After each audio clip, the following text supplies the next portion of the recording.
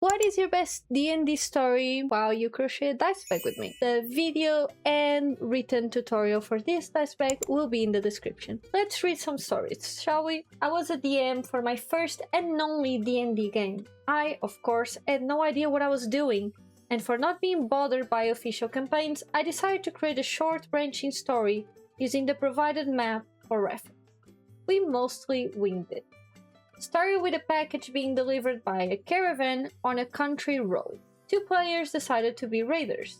The other decided to be a monk, who had hitched a ride with the caravan. One thing led to another, and the ragtag group stole and then finished delivering the package, which was an artifact that housed the soul of a dead god.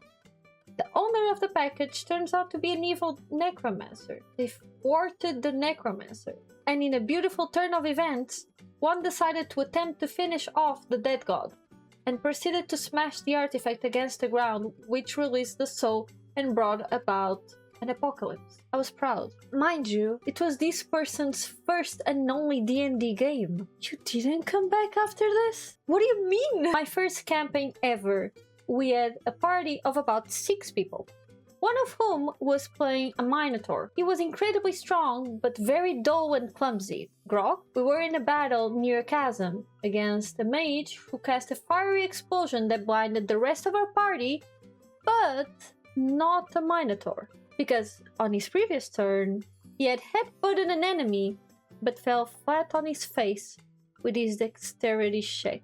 So one of our blinded mages managed to kill that mage, that's impressive, and the last remain of his minions. Our next step was to try to cross the chasm, to try to get to a small town where we could restore everyone's vision. Unfortunately, a rickety bridge was the only way across. There was a sign at the edge of the chasm by the entrance to the bridge that seemed to be important. Unfortunately, because everyone was blinded, our thick-headed Minotaur had to read it. We can all guess what happened. He rolled a nat 1. Our dungeon master said, "You failed to read the sign.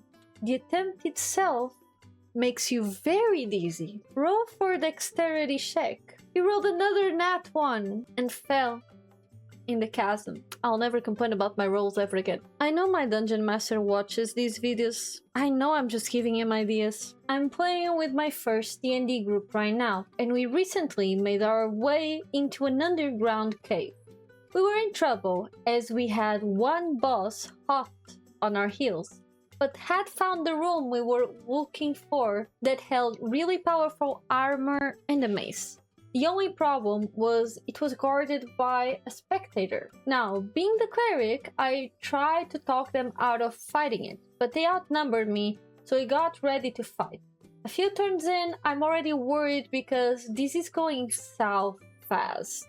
I decided to cast blindness on it, which usually isn't a great spell because it's easy to break and most creatures can overcome it. But I'm desperate and really want to know what happens when you blind a giant eyeball. I cast a spell, roll the dice, and it's effective. Then the spectator disappears. We're now freaking out, sure this is a super powerful attack tactic. We grab the magical items and stand in a very intense defensive circle, waiting for it to come back. It never did. Turns out, when you cast blindness on a giant eyeball, it automatically thinks the battle is over and just sort of leaves existence. And that's how I, a first-time level 3 cleric, defeated a boss with a first level spell. My cleric experience was not as fun as this one, I can tell you that.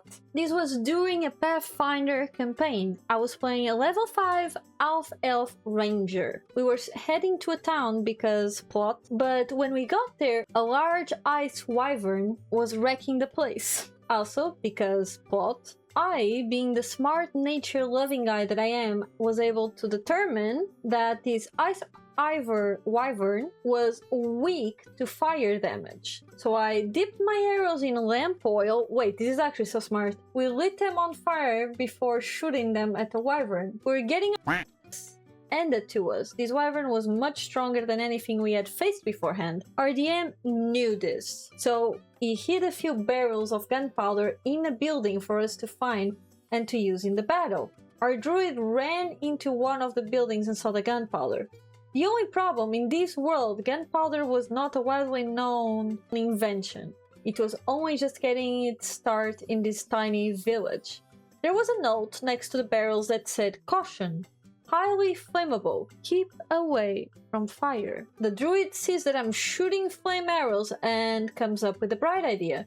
The wyvern was directly outside the house he was in, so he opened the window, rolled the barrel directly under the wyvern legs, and then he shouts to me, "Shoot it!" Note, he's only 5 feet away from the barrel at this time. At this point I pause the game. Me, wait, my character has no idea what this barrel is, correct?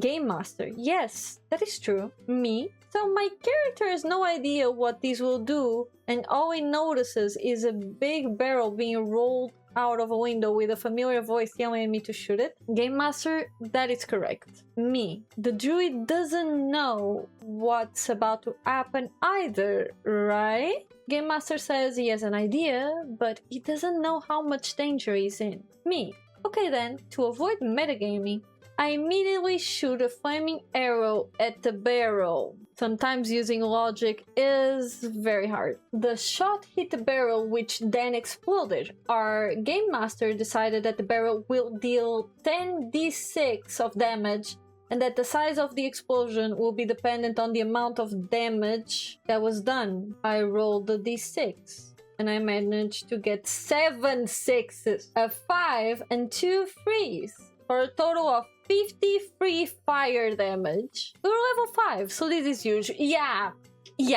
This explosion turned out to be massive. Since the ice wyvern was weak to fire, he took double damage. Oh! The dragon got completely blown apart, sending body parts flying. The house the druid was hiding in also got completely demolished. How's the druid, huh? The druid and his familiar were both blown into the wreckage and unconscious. There was also severe damage to many buildings in town. As to be expected. You didn't metagame and you solved their dragon problem. Sounds like a good session to me. Metagaming just means you yourself know this information, but your character in-game would not know.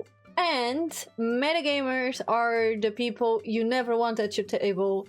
Don't be a metagamer, try to go around it. Yes, sometimes we can be a little dumb, but apologize if you do it accidentally. And if you do it on purpose, never reach my table. I'll smack your butt. I am playing a thief. I have convinced the rest of the party that I have the ability to detect lies, so whenever something comes up, they walk up to me to figure out whether it's true or not. I roll every time like I'm detecting lies, but the rolls don't mean anything, and I just make up whatever answer sounds fun at the time.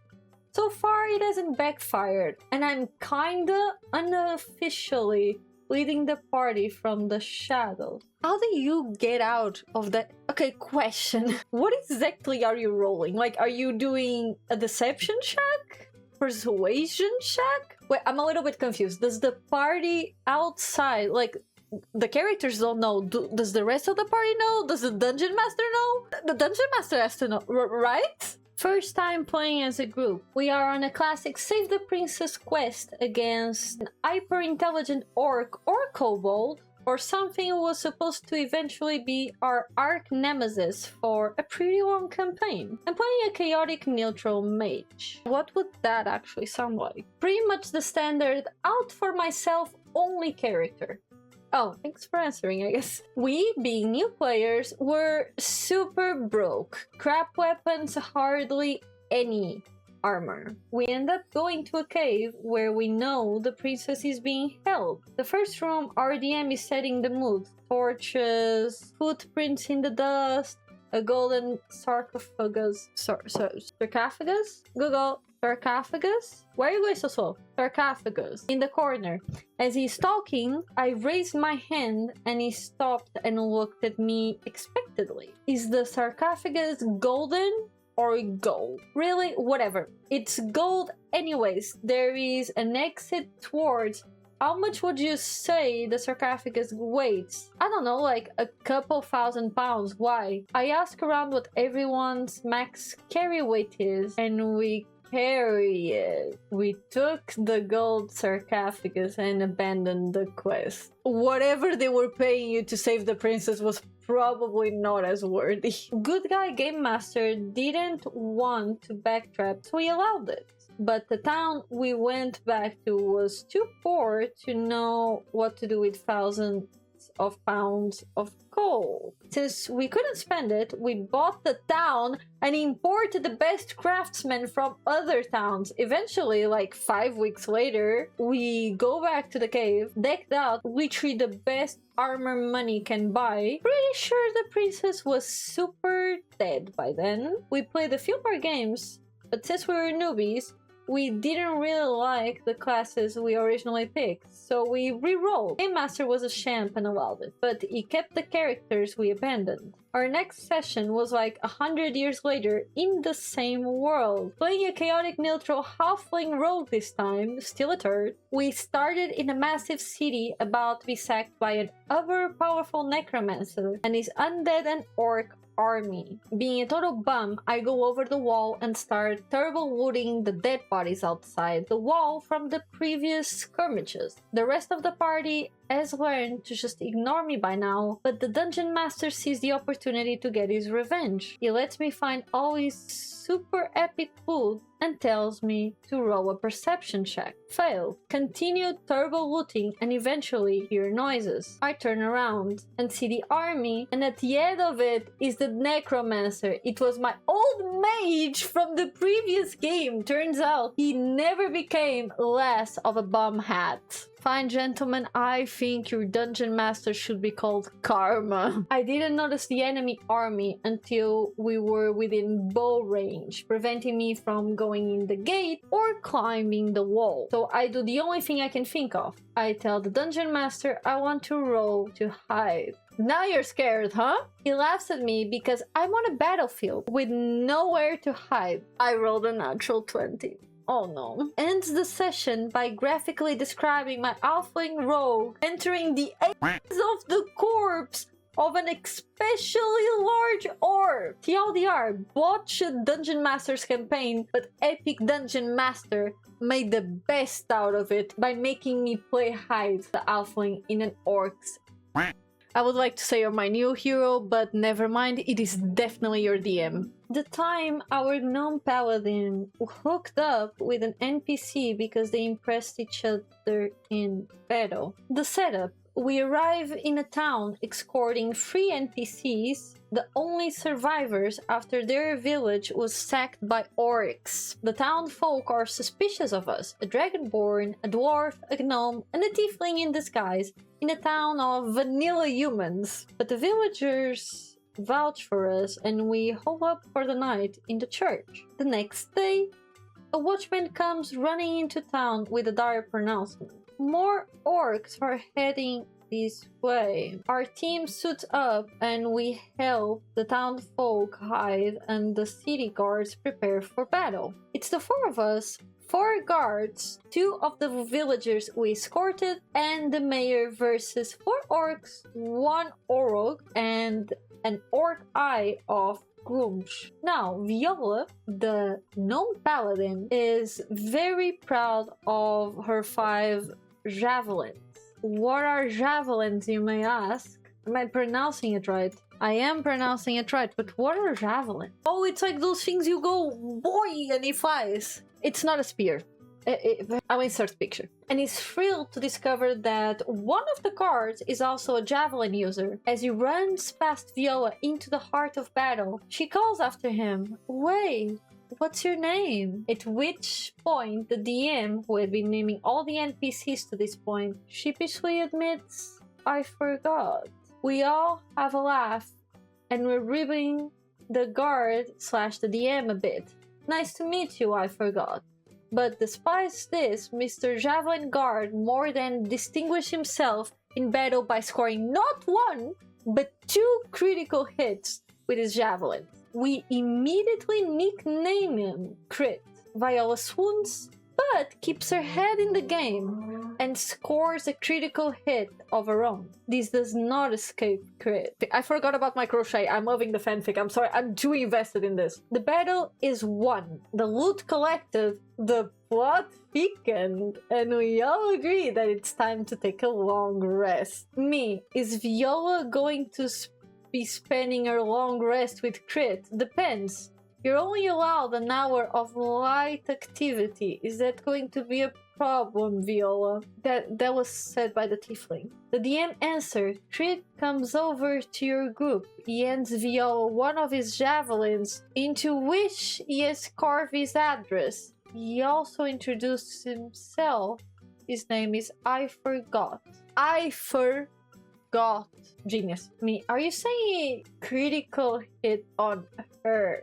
And that's how it came to be that our gnome paladin may or may not have begun a long-distance interracial relationship. It's complicated, she says, but I have a feeling we'll be seeing Mr. Gott again. Do not worry, I will not be only doing these kinds of videos from now on. We're just currently going through a heat wave, and in case you're wondering, crafting and thinking is difficult right now. So I'm batching a few ideas that I think you guys could like. So if you ended up liking this video, please do let me know in the comments. And also, what was your best Dungeons and Dragons story? I want to know. We have our new little dice pack. If fantasy and crafting is something that warms up your soul, please consider giving the video a like and subscribing so we may meet again. I would like to take a few seconds to thank all of my patrons for being the kindest and best community ever.